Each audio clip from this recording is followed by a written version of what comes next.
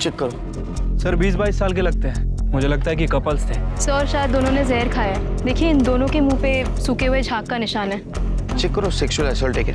चलिए आप लोग।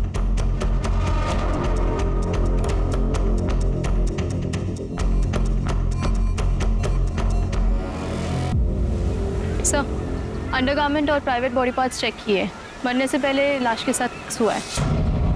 सर एग्जैक्टली बता पाना मुश्किल है। ऐसे जगह अक्सर ये कपल्स ये सब कुछ करने आते हैं। मेकआउट हुआ होगा, बाद में सुसाइड कर लिया। क्या ऐसा भी हो सकता है सिर के? ये सुनसान जगह पे इसके साथ किसी ने रेप किया और सदमे में आकर दोनों ने जान दी। लेकिन ये अभी बताना मुश्किल है। सर बॉडी चेक करो, कुछ मिलता है क्या देखो। हो सकता है इनके घर वाले इनके रिश्ते से खुश नहीं थे, इसलिए इन्होंने सुसाइड किया। या फिर इन्होंने इनकी आईडी क्यों छुपाई? इस लड़की की शक्ल देखकर लग रहा है कि मैंने इस लड़की को कहीं देखा है, लेकिन कहाँ देखा है कुछ याद नहीं आ रहा। सिर्फ बॉडी को पोस्टमार्टम के लिए भेज दो और फिंगरप्रिंट एनालिसिस के पास बोतल भेज देना और फॉरेंसिक टीम से पता करो उसमें कौन सा लिक्विड था, क्योंकि जब तक वो रिपोर्ट नहीं आएगी ये बताना बहुत मुश्किल है ये सुसाइड है या रेप।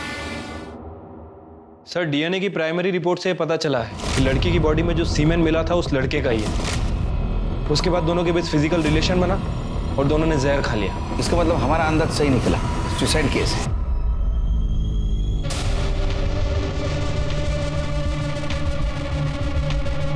हेलो, दे दिया सैंपल ब्लड का। अभी खुश चिरके? सर याद आ गया उस लड़की को कहाँ देखा मैंने। सर ये देखिए, इस लड़की को मैंने एड फिल्म में देखा था। मैंने अपनी बेटी को मजबूर बनने की नहीं बल्कि कामयाब बनने की सीख दी है। उसे पढ़ाया लिखाया ताकि वो जो चाहे वो बन सके। आज मेरी बेटी डॉक्टर बन चुकी है, इसलिए आप भी अपनी बच्चियों को पढ़ाइए लिखाइए, उनका भविष्य उज्जवल बनाइए। सर कब से सोच रहा था इस लड़की को कहाँ देखा। अभी वो ब्लड सैंपल ले रहा था तब मुझे याद आया। सिर्फ आपकी मेमोरी बहुत शार्प है। लड़की तो वही है। अबे किन्नर कौन है पता करो और उसे बुलाओ इस लड़की की पहचान के लिए। ठीक है सर।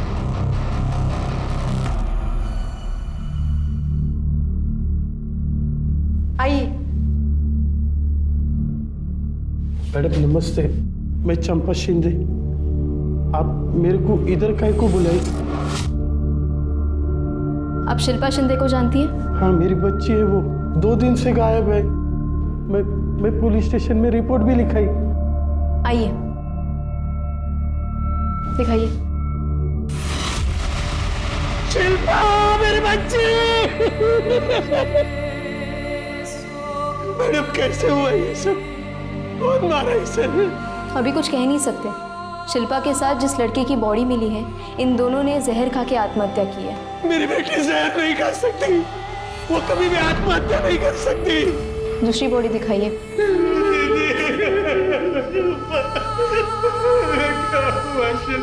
दीदी, अजीत, अजीत, अजीत मेरा बच्चा।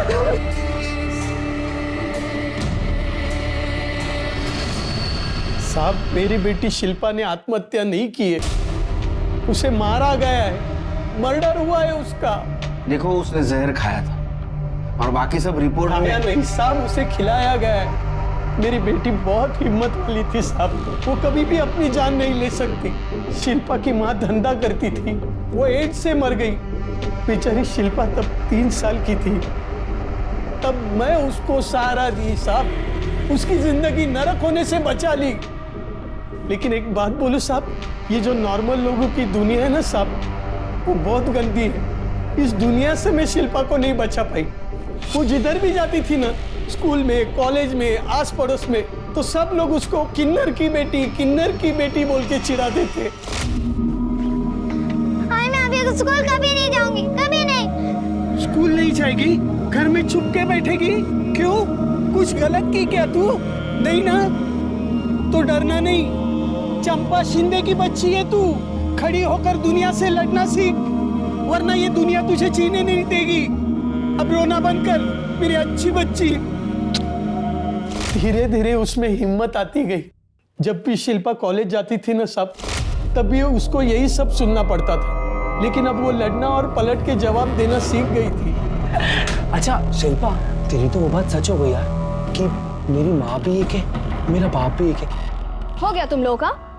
लेकिन एक बात बता दूं, मुझे मेरे पेरेंट्स पे बहुत गर्व है। बताऊं क्यों? क्योंकि उसने मुझे तमीज सिखाई, इंसान को इंसान समझना सिखाया, दूसरों की इज्जत करना सिखाया। वो सब सिखाया जो तुम दोनों के माँ बाप भी तुमको नहीं सिखा पाए। इसलिए तू अपने घटिया बिहेवियर से यहाँ पर इतनी देर से नमूना पेश कर रहा है। उठ, अरे उठ ना। और एक दिन उसे उसके सपनों का राजकुमार मिल गया, उसी के कॉलेज में, अजीत देशमुख।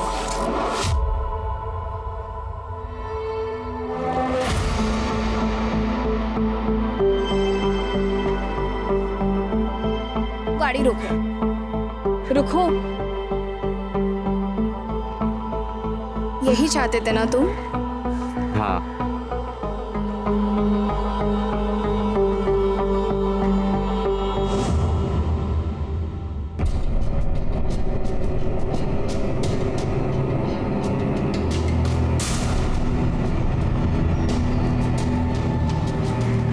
कौन था वो लड़का? अरे बेटा तू बोल तो सही, वो पसंद है ना तुझको? अजीत अब हम लोगों के घर आने जाने लगा था। चलो बेटा शुरू करो। बेटा पहले भिंडी खाओ, मैंने अपने हाथों से बनाई है। भिंडी नहीं, भेंडी बनाती है तू। बेटा तुम कढ़ी खाओ। अरे नहीं नहीं, मैंने ले बेटा खाओ। अरे तुम दोनों उसे खाने भी दोगी या झगड़ा ही करती रहोगी? बेटा तुम खाओ। सभी बहुत प्यार करते थे उसे, फरिश्ता बोलते थे, क्योंकि किन्नर की बेटी का हाथ थामने की हिम्मत दिखाई थी उसने। इस रिश्ते से सभी खुश थे, सिवाय अजीत के परिवार को छोड़ के। मैं खुद उनको समझाने को गई थी। मैं शिल्पा को खूब पढ़ाई लिखाई, उसको अच्छे संस्कार दिए। देखना, एक नंबर की बहू बन के रहेगी वो इस घर की। पूरा देशमुख परिवार उस पर नाच करेगा। तुम बिल्कुल सही कह रही हो चंपा। तुम्हारी बेटी हमारे घर की बहू बनेगी तो हम भी तो रातों रात फ्रंट पेज की न्यूज में आ जाएंगे, रातों रात फेमस हो जाएंगे, लोग हम पे चुटकुले कसेंगे। और जब उनके बच्चे होंगे ना तो तुम ताली पीटने और नाचने गाने आ जाना। सच में बहुत गर्व होना चाहिए हमें ऐसी बहू पर। देखिए, मैं तो भले की बात कर रही थी, बाकी आप लोग जो सही समझे वही कीजिए। लेकिन बच्चों ने शादी करने का फैसला कर लिया है, अब उन्हें कोई नहीं रोक सकता, न आप न मैं। साफ पक्का तो नहीं कह सकती कि ये सब देशमुख परिवार ने किया है। हाँ, लेकिन इतना पक्का कह सकती हूँ कि अजीत और शिल्पा ने आत्महत्या नहीं की। उन दोनों को मारा गया है साहब। उन दोनों के कातिलों को पकड़िए साहब, उसमें मेहरबानी करिए साहब, उन दोनों के कातिलों को पकड़िए। संभालिए अपने आप को, जो सच होगा वो जल्द सामने आ जाएगा। शिरके, चलो अजीत के इज्जतदार परिवार से मिलके आते हैं, देखते हैं उनका क्या कहना है। इसमें कहना क्या है इंस्पेक्टर साहब? आप ही बताइए, कौन एक किन्नर की बेटी को अपने घर की बहू बनाना चाहेगा? हमने अजीत को बहुत समझाने की कोशिश की, लेकिन वो सुनने को तैयार ही नहीं था कि अजीत की दी हुई शय थी कि एक किन्नर की इतनी हिम्मत हुई क्या वो हमारे घर आके हमें समझा रहा था। तो उस किन्नर की हिम्मत हुई आपके घर आने की, लेकिन आप लोगों में बिल्कुल श्रद्धा नहीं कि अपने खोए हुए बेटे की मिसिंग कंप्लेंट करे पुलिस में जाके। सर, अजीत अक्सर शिल्पा के घर जाया करता था, तो कहीं कहीं दिन वही रहा करता था, तो हमें लगा कि वो वही होगा।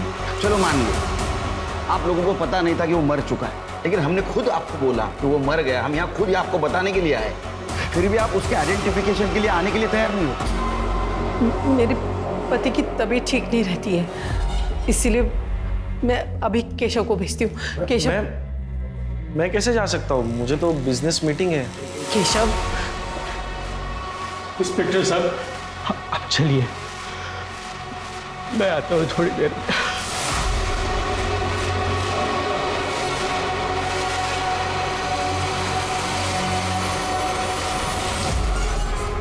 सिर के काम करो, इन सब के मोबाइल नंबर ले लो और पता करो मर्डर के दिन क्राइम सीन पे कोई था क्या। ठीक है सर।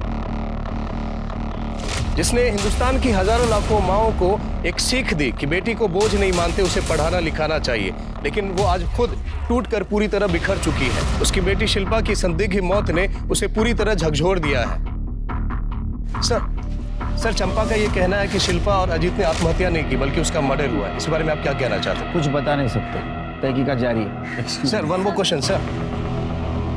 क्या चल रहा है? हाँ, हमें हमारा काम ही करने दो, आप जाइए घर पे। साहब मैं नहीं बुलाई ये लोग को, हम लोग तो घर पे ही जा रहे थे, ये लोग कहाँ से आ गए पता नहीं हमको। आई घर चलना, जब से शिल्पा गायब हुई है तब से तूने कुछ खाया भी नहीं। ये कौन है? ये सूरज है, मेरी चाय का बाकड़ा संभालता है, मेरा बच्चा है वो। लेके जाओ इनको घर पे। जाओ तुम लोग भी जाओ, कुछ रहेगा तो बताएंगे हम। जाओ। सर, अजीत के पिता यशवंत देशमुख आए थे। उन्होंने ये बात कंफर्म की है कि शिल्पा के डेड बॉडी के साथ जिस लड़के की डेड बॉडी मिली है वो अजीत देशमुख की है। इतना अजीब परिवार मैंने आज तक नहीं देखा सर। जवान बेटे की मौत हो गई लेकिन परिवार के किसी भी सदस्य के चेहरे पर सिकन तक नहीं आई सर, यहाँ तक कि अपने बेटे की बॉडी तक देखने नहीं आए। अरे वो किन्नर के बेटी के साथ शादी करने वाला था ना, हो सकता है इस वजह से पूरा परिवार उससे नाराज। सर, अजीत और शिल्पा की मर्डर की वजह भी हो सकती है ये। हाँ लेकिन मर्डर हुआ तो हाँ, अभी तक तो सुसाइड लग रहा है। वो अजीत के कॉल रिकॉर्ड्स में कुछ मिला? सर वैसे तो कुछ खास नहीं मिला है, हालांकि उन दोनों के फ़ोन तभी स्विच ऑफ हुए थे जब उन दोनों का मर्डर हुआ। फ़ोन रिकॉर्ड को मैंने अच्छे से चेक किया है, कुछ सस्पिशियस नहीं मिला है। वो दोनों एक दूसरे से ही बात करते थे। और फिंगरप्रिंट और फॉरेंसिक रिपोर्ट का क्या हुआ? सर फिलहाल ये दोनों रिपोर्ट नहीं आई। शिल्पा बहुत सही लड़की थी मैडम, उसका किसी के साथ कोई पंगा नहीं था, हमेशा खुश रहती थी और लोगों को भी हमेशा खुशी रखती थी। और तू, तेरे साथ कैसी थी? मैडम आप चाय पियेंगे? विलास 2 चाय। उसकी कोई ज़रूरत नहीं है, पहले बता तेरे साथ कैसी थी? मेरे साथ भी अच्छी थी मैडम, सब बात बोलती थी मेरे को। उसे फ़ोटो खिंचाने का बहुत शौक था, हमेशा मेरे को फ़ोटो निकालने के लिए बोलती थी। ये देखो ना मैडम उसके फ़ोटो, ये जब उसने पहली बार साड़ी पहनी।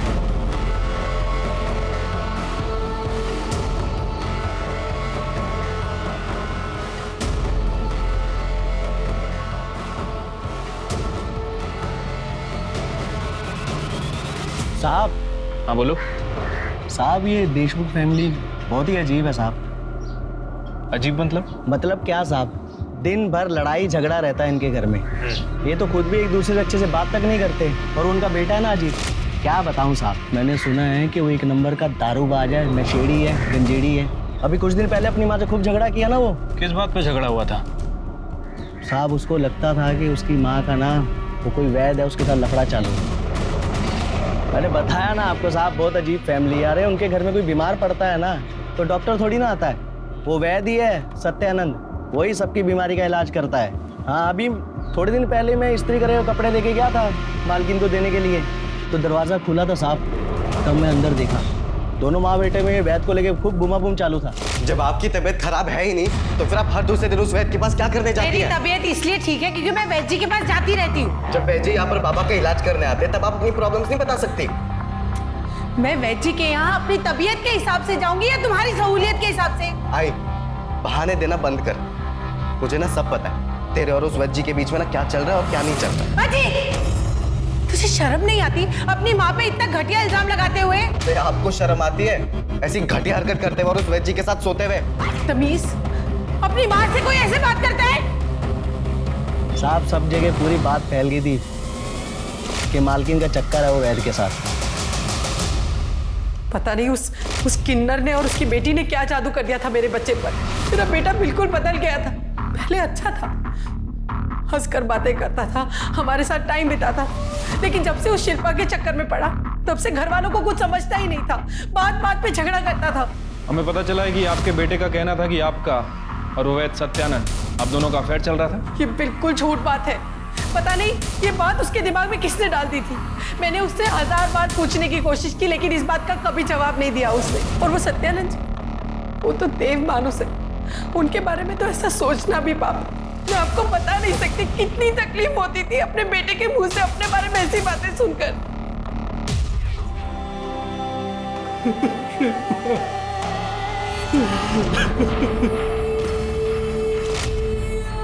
आई काकी, बिना मेकअप के भी तो बाहर जाया जा सकता है ना, पर आप लोग ये वाली बात कहाँ समझोगे? ए पोरी, ये क्या तू आप लोग लगा रखी है? अरे आई सॉरी, मेरा मतलब है कि हम लोग, पर हम लोगों में भी तो तुम सबको ऐसे बाहर जाने के लिए सुंदर बनना पड़ता है, ऐसे भर भर के मेकअप लगाना पड़ता है और ऐसे कपड़े पहनने पड़ते हैं। अब मुझे क्या जरूरत है मेकअप की, मैं तो ऐसी सुंदर हूँ। वैसे भी मन सुंदर होना चाहिए। तन कम भी सुंदर हो तो चलता है। देखो तो दीदी क्या क्या बोल रही है, कितना भाव खा रही है। अरे भाव तो खाएगी ही। हमारी शिल्पा कौन सी हीरोइन से कम सुंदर है? ये है मेरी सबसे अच्छी काकी। ऐसे ही खुश रहो। खा ले जितना भाव खाना है खा ले। जब 2-3 बच्चे पैदा कर लेगी ना तो मोटी हो जाएगी, तब पूछूंगी तेरे से मैं। बच्चे? मैं कोई बच्चे पैदा नहीं करने वाली। अरे मैं क्यों अपना फिगर खराब करूं? मैं जा रही, आप लोग नहीं समझोगे।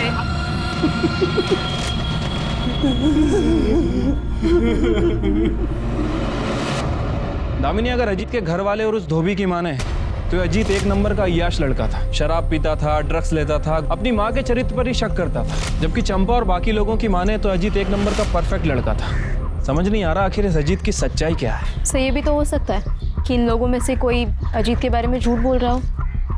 मैडम, ये पीएम रिपोर्ट। सर, इस डिटेल पोस्टमार्टम रिपोर्ट से ये बात कंफर्म हो रही है कि शिल्पा के साथ मर्डर से पहले रेप हुआ है, क्योंकि कॉन्डम के लुब्रिकेंट उसके प्राइवेट पार्ट्स में मिले। मतलब अजीत ने शिल्पा के साथ 2 बार सेक्स किया, एक बार कॉन्डम के साथ और दूसरी बार बिना कॉन्डम के। क्योंकि पहली पीएम रिपोर्ट में शिल्पा की बॉडी में जो सीमेन मिला था वो अजीत के डीएनए से मैच करता है। या फिर अजीत के अलावा कोई ऐसा है जिसने शिल्पा के साथ रेप किया, वो भी कॉन्डम यूज करके। फिंगरप्रिंट रिपोर्ट दिखाना। ऐसा कैसे हो सकता है?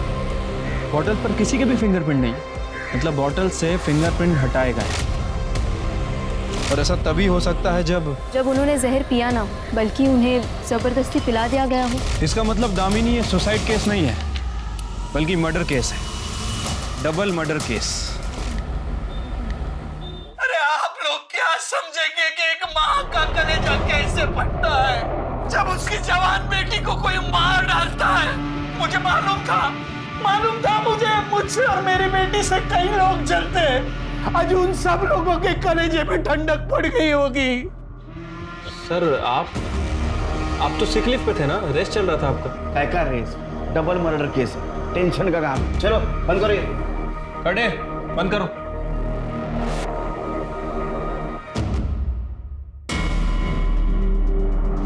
मर्डर ने सबसे बड़ी गलती ये की कि जबरदस्ती जहर पिलाने के बाद बोतल से अपने उंगलियों के निशान मिटा दिए। क्या ऐसा तो नहीं कि 21 फरवरी को अजीत और शिल्पा दोनों 8 से 9 के बीच मिले, उनमें फिजिकल रिलेशन डेवलप हुआ और उस वक्त वहां कोई आया, या तो पहले से वहां कोई मौजूद था, या तो प्लानिंग से, या तो रैंडमली। और अगर रैंडमली वहां कोई आया है तो उसके बाद जहर की बोतल कैसे आई?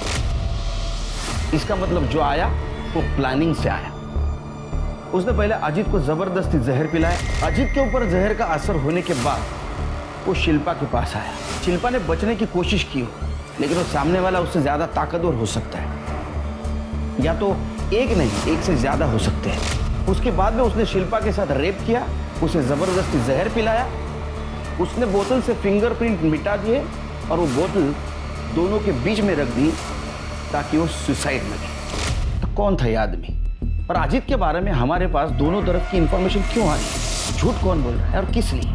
क्या ऐसा तो नहीं कि इस बात का इस मर्डर से कोई कनेक्शन हो? सर यही बात तो हम दोनों के भी समझ में नहीं आ रही कि एक ही आदमी की 2 छवि, एक ब्लैक और एक व्हाइट। या फिर ऐसा भी हो सकता है कि चंपा ने यह मर्डर किया हो, लेकिन अभी हमें दिखाने की कोशिश कर रही है अजीत बहुत अच्छा था, उसे हमें पसंद करती थी। या फिर अजीत वैसा ही था जैसा उसके घर वाले बताते। सर अगर ऐसा है तो फिर शिल्पा के साथ रेप और मर्डर क्यों हुआ? और अगर वाकई ऐसा है तो इस मर्डर में देशमुख फैमिली भी इन्वॉल्व है। पर सर देशमुख फैमिली अपने ही बेटे का मर्डर क्यों करवाएगी? वो सिर्फ शिल्पा का मर्डर करके छोड़ सकते थे। जरूरी नहीं दामिनी, क्योंकि सुहासिनी और बाकी लोगों के बयान के मुताबिक अजीत से वो सब परेशान थे। ऐसा भी तो हो सकता है कि दोनों कांटे एक साथ निकाले हो, या ऐसा भी हो सकता है कि एक तरफा प्यार का मामला हो सकता है सर। चंपा का मुंह बोला बेटा सूरज, मैंने उससे पूछताछ की थी। जिस तरह से वो शिल्पा के बारे में बात कर रहा था, उसके फोन में अपनी फोटोज नहीं शिल्पा की फोटोज थी। उसके बात करने के तरीके से तो यही लग रहा था कि उसे शिल्पा पसंद थी। तो तुम्हारा कहना ऐसा है कि वो साइलेंट लवर सूरज, उसके पास मर्डर का मोटिव था? Yes sir. हो सकता है शिल्पा से बदला लेने के लिए उसने उसका रेप किया। उसके बारे में इंफॉर्मेशन निकालो, आगे पीछे कौन है जरा पता करो, और मर्डर के दिन वो कहाँ था ये भी पता करो। Yes sir. दामिनी 4 चम्मच शक्कर वाली चाय बोलना। अरे सर आपका शुगर वैसे ही थी सिरके, चुप बैठ, मुझे कुछ नहीं हुआ। जब तक मैं शक्कर वाली चाय पीता नहीं मेरा दिमाग नहीं चलता है, समझा ना? 4 चम्मच शक्कर वाली चाय।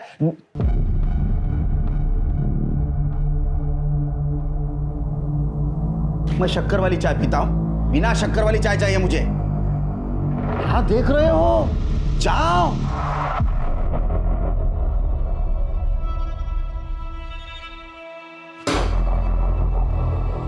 करेले का जूस तुम्हारे लिए। और शिरके, ये आज ही खत्म होना चाहिए। हो वही नहीं सर, दूं? सर, अजीत देशमुख के पिता यशवंत देशमुख आपसे मिलने आए। बुला। सर मैंने उनको बोला पर वो बाहर ही बैठ गए, शायद उनकी तबीयत ठीक नहीं है।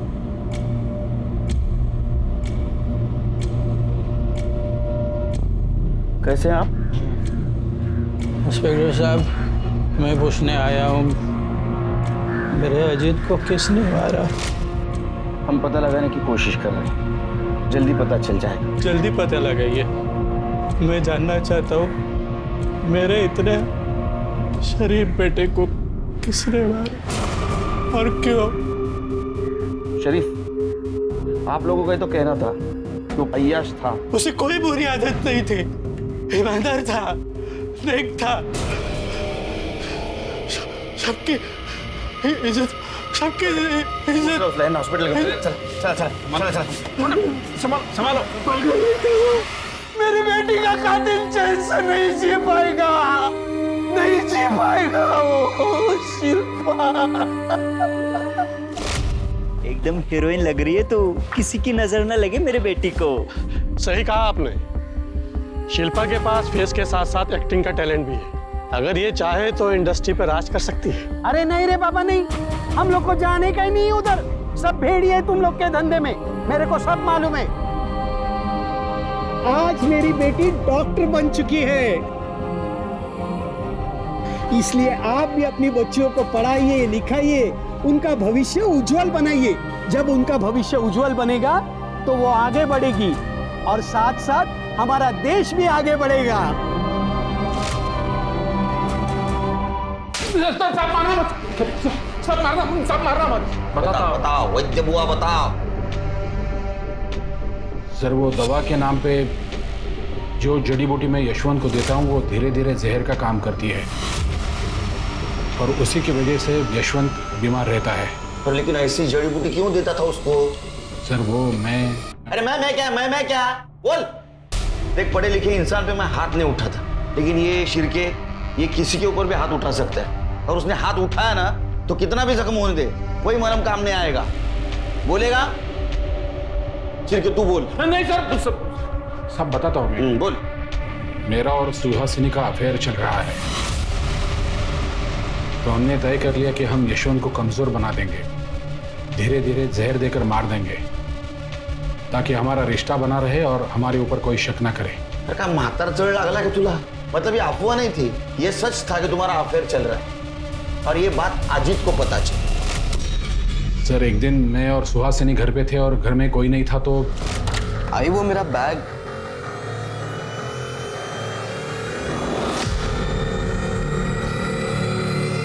अजीत और सुहासिनी के बहुत झगड़े होते थे, लेकिन सुहासिनी हमेशा यही कहती थी कि मेरे और उसके बीच में कुछ नहीं है। झूठी बातें फैलाकर वो। अच्छा, तो अजीत को अय्याश साबित करके तुम्हारा फायदा नहीं हुआ, इसलिए यशवंत की तरह उसको भी तूने जहर दे दिया।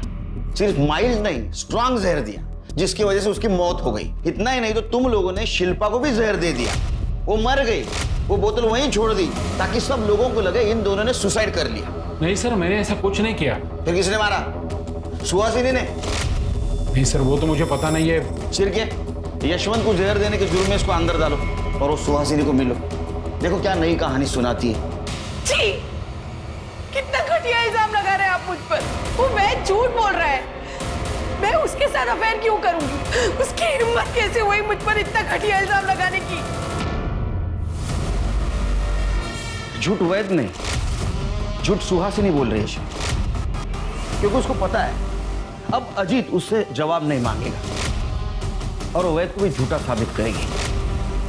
इस मर्डर में वैद ने उसकी मदद नहीं की तो किसी ने तो की होगी, और उसकी फीस भी उसे देनी पड़ी होगी। एक काम करो, उसका अकाउंट चेक करो और देखो 21 फरवरी से पहले उसके अकाउंट से कुछ पैसे निकाले गए क्या।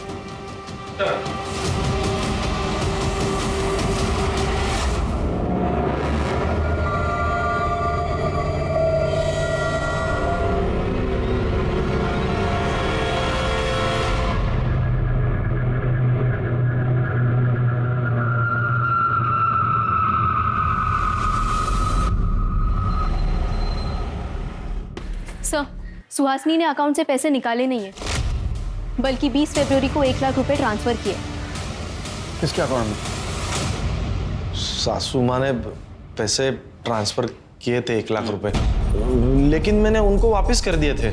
अच्छा, हाँ, तो जमाई और सासू माँ ट्रांसफर खेल रहे थे ये? हाँ? उसने 1 लाख रुपए क्यों दिए तुझे? उन्होंने वो अजीत और शिल्पा को मारने के लिए सुपारी के लिए दिए थे, लेकिन साहब मैंने नहीं मारा उनको, मैंने पैसे वापस कर दिए।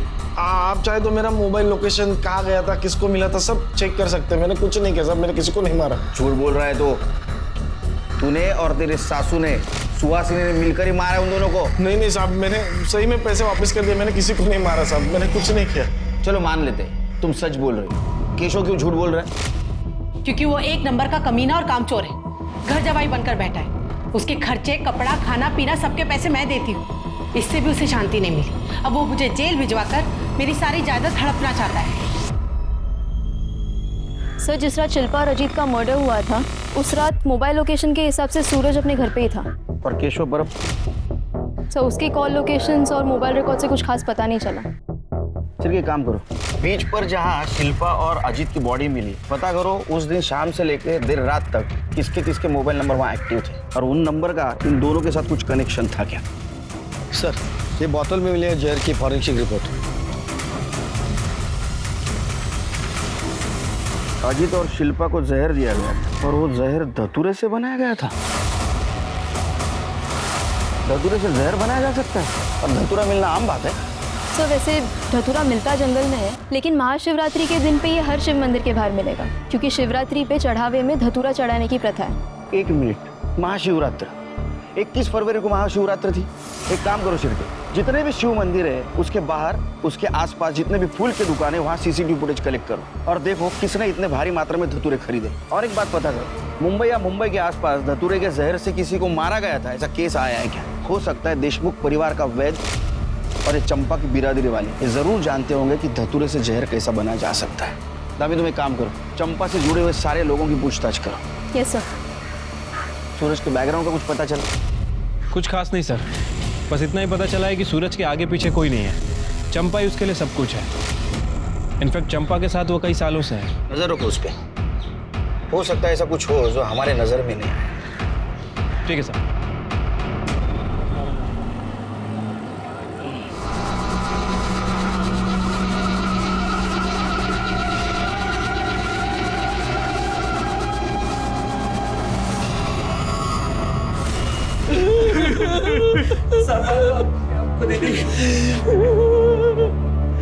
मार डाला, मेरे दोनों बच्चों को मार डाला। एक माँ की चीख पुकार है जिसने अपने 2 बच्चे एक के बाद एक खो दिए। अगर पुलिस शिल्पा और अजीत के कातिल को ढूंढ निकालती तो क्या आज सूरज जिंदा होता? क्या सूरज की हत्या को भी इसी कड़ी की साजिश माने? कैसे पुलिस की लापरवाही समझे? आखिर पुलिस कर क्या रही है? ठीक से बैठो।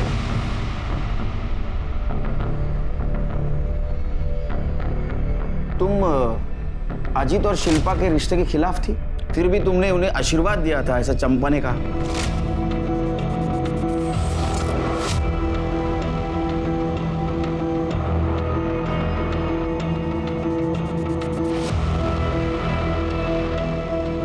इसे हमारा आशीर्वाद समझ के पी जाओ। हमारी दुआओं से तुम फर्श से अर्श तक पहुंच जाओगे, जीवन में बहुत तरक्की करोगे, बहुत बड़ा नाम होगा तुम्हारा, और हमारी बिरादरी तुम्हारे साथ होगी। लो, पी लो।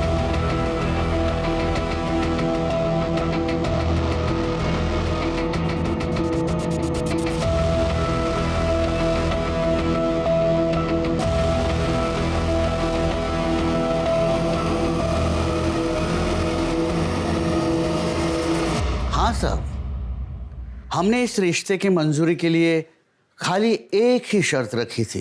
कौन सी शर्त? शर्त यह है कि शिल्पा और अजीत उनका पहला लड़का हमें सौंपेंगे और फिर हम उस बच्चे को किन्नर बनाएंगे और हमारी बिरादरी में शामिल कर देंगे। ये कैसी शर्त है? हम ऐसी कोई शर्त पर नहीं मानने वाले आपकी। और आपने ऐसे सोच भी कैसे लिया कि हमारा बच्चा? चंपा, समझा इसे, वरना हम तुझे बिरादरी से निकाल देंगे। और बिरादरी से बाहर होना क्या होता है ये अच्छी तरह से जानती हो तुम। हाँ साहब, राजा रानी ने शर्त रखी थी, लेकिन ये बात मैं आपको कैसे बताती, क्योंकि ये हमारे बिरादरी की बात थी ना, और मैं बिरादरी से अलग थोड़ी हूँ। हमारी बिरादरी में राजा रानी सबसे बड़े होते, उनकी बात कोई नहीं टाल सकता। तो भला मैं कैसे इनकार कर सकती थी? तो बिरादरी से बाहर होने के डर से तुमने अजीत और शिल्पा दोनों को रास्ते से हटा दिया, मार दिया उन्हें ना? वाह साहब वाह, मैं किन्नर हूं ये बात आप नहीं भूले, लेकिन मैं एक मां भी हूं ये बात आप भूल गए। शिल्पा की हालत मैं समझ सकती थी, क्योंकि उसकी तकलीफ मेरी तकलीफ थी। मैं सिर्फ उसकी सुरक्षा और भविष्य के लिए उसे मनाना चाहती थी, लेकिन ये हो न सका साहब। मेरे मनाने से पहले ही मेरी बच्ची मुझसे दूर चली गई साहब, मुझसे दूर चली गई। खाली चंपा दीदी ही नहीं, हम सब भी शिल्पा को समझाने की बहुत कोशिश कर रहे थे, क्योंकि वो हम सब की बेटी थी। पर चंपा के बार बार एक ही बात बोलने से एक दिन शिल्पा चंपा पे सॉलिड भड़क गई साहब। शिल्पा, मैंने तुम्हें पाल पोस के इतना बड़ा किया, क्या तुम मेरे लिए इतना भी नहीं कर सकती बेटा? इसी दिन के लिए पाला था मुझे कि एक दिन अपनी किन्नरों की बिरादरी बढ़ाने के लिए मेरे बच्चे की बलि चढ़ाओगी। आई, तूने पाल पोस के बड़ा किया, लेकिन ये याद रख कि मेरे वजह से तुझे इतना नाम मिला।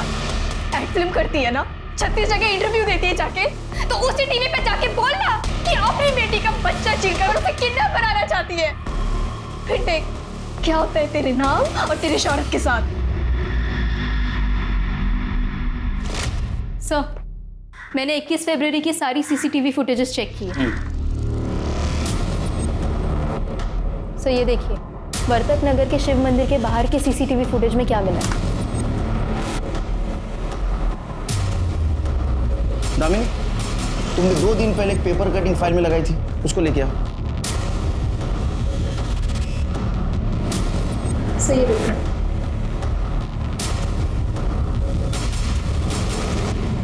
शिरके, देखो लग तो यही रहा है ना? हाँ सर, दिख तो यही रहा है, बट सिर्फ फुटेज के बेस पे साबित कैसे करेंगे? 21 फरवरी का इसका मोबाइल लोकेशन निकालो। फिंगरप्रिंट मिटाने के गलती के साथ साथ इसने और एक गलती की होगी, मोबाइल साथ में लेके जाने की। सर, पिछले साल चेंबूर में धतूरे की जहर की वजह से एक की मौत हुई थी, उस केस की एफआईआर। मरने वाले का नाम आशा था और वो एक किन्नर था, और उसके रूममेट को सस्पेक्ट बना के रखा था पुलिस वालों ने, लेकिन कुछ सबूत नहीं मिला तो उसको छोड़ दिया। मरने वाले के रूममेट का नाम देख रहे हो? बुलाओ उसे, उसका धतूरा हम बनाएंगे।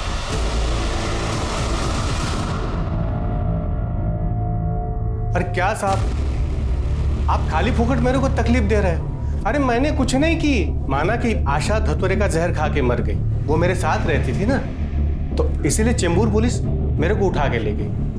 पर साहब मैंने कुछ नहीं की थी, इसलिए वो लोग मेरे को छोड़ दिए। मतलब कल को कोई धतूरे का बीज खा के मरेगा तो आप लोग मेरे को उठाओगे, मेरे को फंसाओगे। बहुत लॉजिकल बात कर रही है ये ना, लेकिन हमारे पास एक नहीं बहुत सारे सबूत हैं, वो भी लॉजिक के साथ। नंबर 1, वर्तक नगर में जो शिव मंदिर है उसके बाहर का सीसीटीवी फुटेज। चिरकी दिखाओ जरा।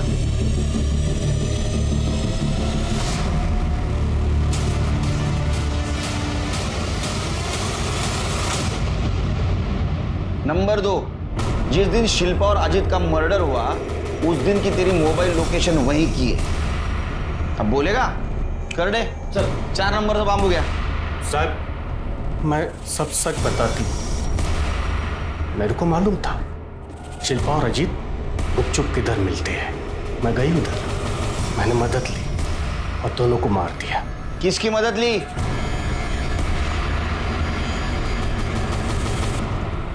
सर, दिन में धतूरे से जहर बनाने में मदद की और रात को पुष्पा दीदी के साथ समुंदर किनारे में गए। जब हम दोनों उधर गए तो दोनों लगे पड़े थे। शिल्पा चंपा को महान बनाई थी, इसीलिए शिल्पा को मैं अपनी आंखों से मरते देखना चाहती थी। दीदी, अब सब्र नहीं हो पा रहा। चुप, रुक जा 2 मिनट।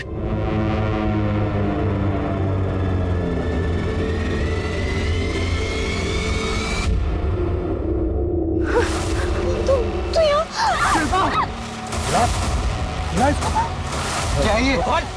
इसमें शिल्पा को जिंदा देखना चाहता है ना, तो चुपचाप पी ले, करना यही इसमें इसकी गर्दन काटने की। चल पी। अजीत,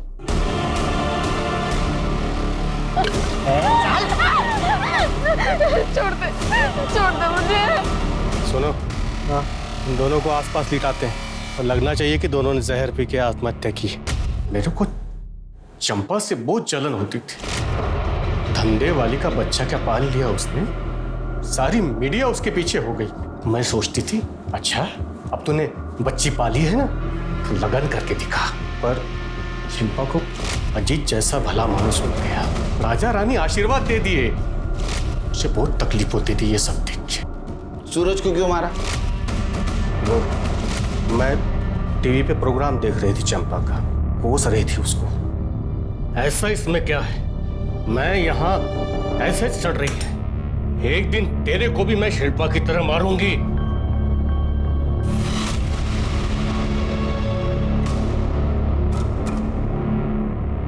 तू मारी ना मेरी शिल्पा को, तुझे छोड़ूंगा नहीं मैं, जान से मार दूंगा तुझे। उसके पहले वो मुझे मारता, मैंने उसे मार दिया और फिर उसकी बॉडी को गोनी में भर के सुबह सुबह सोसाइटी के कचरे के पास फेंक दिया। शिरके, पुष्पा के ऊपर सूरज, अजीत और शिल्पा के मर्डर का चार्ज लगा, और विलास इसके ऊपर मर्डर और शिल्पा का रेप इसका चार्ज लगा।